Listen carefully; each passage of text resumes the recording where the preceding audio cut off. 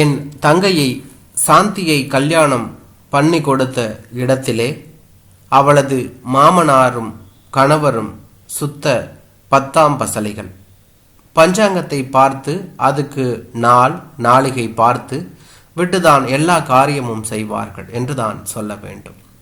கல்யாணம் ஆன புதிதில் ஞாயிற்றுக்கிழமை சாயங்காலம் ஒரு சினிமாவுக்கு போக வேண்டும் என்றால் 6:30க்கு ஆரம்பிக்கும் சினிமாவுக்கு என் தங்கையை அழைத்துக்கிட்டு தியேட்டருக்கு 5 மணிக்கு எல்லாம் போய் விடுவார் என்றுதான் சொல்ல வேண்டும். என் தங்கைக்கு சினிமா விட்டு வீட்டுக்கு வந்து சாப்பிடுவதற்குள் அவளுக்கு பசி அதிகமாக எடுத்து பசி பெருங்குடலை சாப்பிட்டு விட்டு சிறுகுடல் கிட்ட வந்துவிடும். 2 வருஷம் கழித்து அவர்களுக்கு ஒரு பெண் குழந்தை பிறந்தது என்றுதான் சொல்ல வேண்டும். ஹாஸ்பிட்டலில் அந்த பெண் குழந்தை பிறந்த நேரத்தை குறித்து கொண்டு வீட்டுக்கு அப்பாவும் பிள்ளையும் மாறி மாறி பஞ்சாங்கத்தை வைத்து கொண்டு ஜாதக கட்டங்கள் எல்லாம் போட்டு குழந்தை ஜாதகத்தை அவர்கள் எழுதியது இல்லாமல் 3 பெரிய ஜோசியர்களிடம் போய் ஜாதகம் குறித்து கொண்டு வந்தார்கள் என்றுதான் சொல்ல வேண்டும். அந்த அளவிற்கு ஜாதக பைத்தியம் என்றே கூட கூறலாம். ஒரு ஞாயிற்றுக்கிழமை சாயங்காலம் பிள்ளை, அவர் அப்பா, ரமா, என் தங்கை 4 பேரும் உட்கார்ந்து கொண்டு கேரம் போர்டு விளையாடு கொண்டு இருந்தார்கள். பாதி ஆட்டத்தில் ரமா எழுந்து போய் பாத்ரூம் போய்விட்டு வந்தாள் என்றுதான் சொல்ல வேண்டும். வெளியே வந்த ரமா பயந்து விட்டு கத்திக்கொண்டே, அப்பா, மேலே இருந்து ஒரு வள்ளி என் தலை மேலே விழுந்துடுத்துப்பா, நான் பயந்து போய்விட்டேன்ப்பா என்று சொல்லிக்கொண்டே பாத்ரூமை விட்டு வெளியே வந்தாள் என்றுதான் சொல்ல வேண்டும். உடனே கேரம் போர்டு ஆடுவதை நிறுத்திவிட்டு என் தங்கையின் கணவரும் அவர் அப்பாவும் பஞ்சாங்கத்தை பிரித்து வைத்து கொண்டு அதில் பள்ளிவிடும் பலனை பார்த்து கொண்டு இருந்தார்கள் என்றுதான் சொல்ல வேண்டும். பஞ்சாங்கத்தில் பள்ளி தலை முடியில் விழுந்தால் மிருத்யு பயம் என்று அச்சிடப்பட்டு இருந்தது. அப்பாவும் பிள்ளையும் ஆடி போய் விட்டார்கள். உடனே அப்பாவும் பிள்ளையும் ரமாவை வெளியே எங்கும் போகக்கூடாது, ஸ்கூலுக்கு கூட போகக்கூடாது என்று சொல்லி வீட்டிலேயே வைத்து கொண்டு ஆபீஸ் போகாத நேரத்தில் அவ கணவரும் மற்ற நேரங்களில் அவ மாமனாரும் ஜாக்கிரதையாக பார்த்து கொண்டு வந்தார்கள் என்றுதான் சொல்ல வேண்டும்.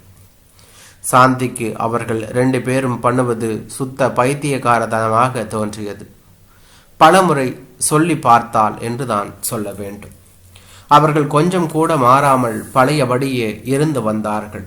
இது சாந்திக்கு சுத்தமாக பிடிக்கவில்லை என்று கூட வைத்து கொள்ளலாம். அவள் யோஜனை பண்ணினாள், ஒரு முடிவுக்கு வந்தாள். அன்று மாமனாரும் மாமியாரும் மத்தியானம் தூங்கி கொண்டு இருக்கும்போது சாந்தி அலமாரியிலிருந்து பஞ்சாங்கத்தை எடுத்து பள்ளி விழும் பலன் போட்டு இருப்பதை பார்த்தாள். அந்த பலனை முழுக்க படித்தாள். தலை முடிமேல் விழுந்தால் மிருத்யு பயம் என்று போட்டு இருந்தது. முழுக்க படித்து பார்த்தாள் சாந்தி. அதிலே வலது செவி மேல் விழுந்தால் தீர்க்க ஆயுசு என்று அச்சிடப்பட்டு இருந்தது என்றுதான் சொல்ல வேண்டும். சாந்திக்கு சந்தோஷம் தாங்கவில்லை.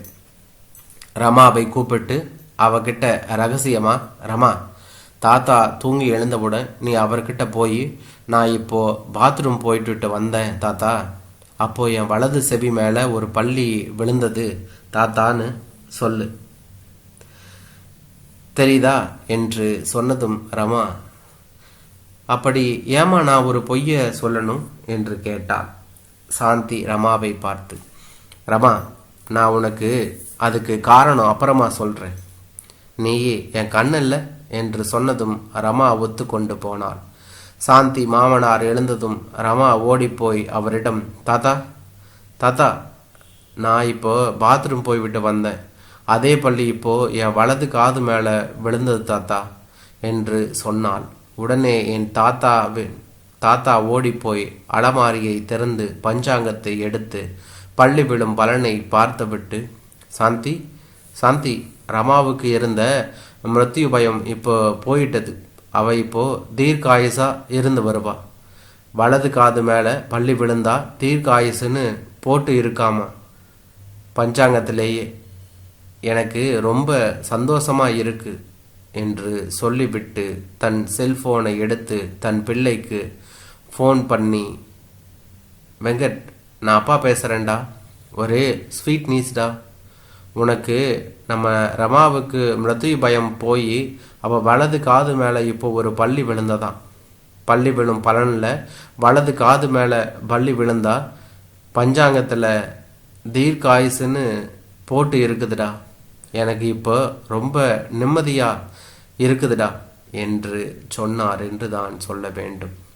என் தங்கையின் கணவர் உடனே, ரொம்ப சந்தோஷம்ப்பா, நான் ஆஃபீஸிலிருந்து சீக்கிரமாக வந்து விடுறேன் என்று சொல்லிவிட்டு ஃபோனை கட் பண்ணினார் என்று தான் சொல்ல வேண்டும். சாயங்காலம் மாமனாரும் மாமியாரும் கோவிலுக்கு போயிருந்த போது சாந்தி தன் பெண் ரமாவை கூப்பிட்டு, ரமா, அப்பாவும் தாத்தாவும் வீணா பயப்படுறா.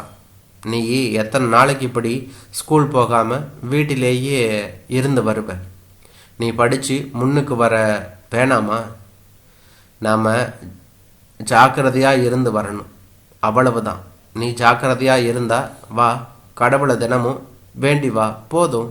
அப்பாவையும் தாத்தாவையும் இந்த மூட பலகத்தில் இருந்து வெளியே கொண்டு வரதான் நான் உன்னை இந்த பொய்யை சொல்ல சொன்னேன் என்று சொன்னதும் ரமா சிரித்து கொண்டே, அம்மா, நீயே ரொம்ப கிரேட்மா. தாத்தா அப்பா 2 பேரையும் அவ நம்பும் பஞ்சாங்கத்தை வச்சியே மாத்திட்டியே என்று சொல்லி அம்மாவின் கையை பிடித்து குலுக்கினாள் ரமா. என்றார்.